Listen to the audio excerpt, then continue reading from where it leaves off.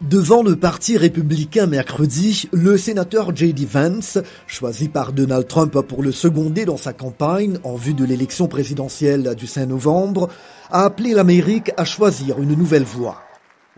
Nous en avons fini avec l'importation de main-d'œuvre étrangère.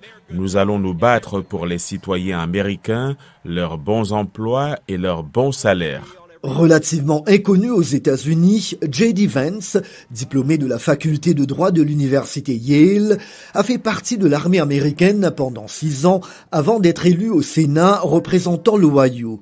C'est son épouse, Usha Vance, qui l'a introduit sur scène. Il a été choisi pour aider notre pays à relever certains de ses plus grands défis. Je suis reconnaissante à vous tous pour la confiance que vous placez en lui. Mercredi soir, c'était l'occasion non seulement pour Vance de se présenter au public américain, mais aussi de faire valoir ses compétences en matière de politique étrangère. Ensemble, nous veillerons à ce que nos alliés partagent le fardeau pour garantir la paix mondiale et à ce qu'il n'y ait plus de cadeaux pour les nations qui trahissent la générosité du contribuable américain. Des délégués républicains disent ne pas être gênés par le manque d'expérience de Vance. En réalité, ce que nous élisons par rapport à lui, c'est un leadership potentiel. Il a prouvé ce potentiel. Il n'est pas comme nous, vieux fossiles.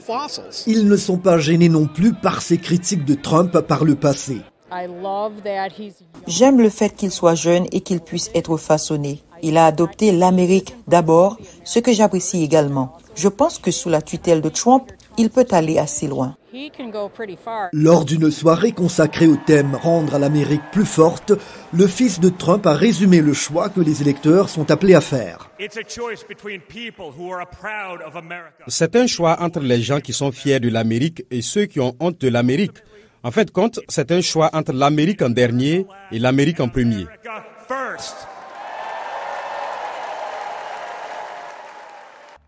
La convention de Milwaukee se clôt ce jeudi soir avec le discours de Donald Trump qui va formellement accepter l'investiture de son parti républicain pour la présidentielle de novembre.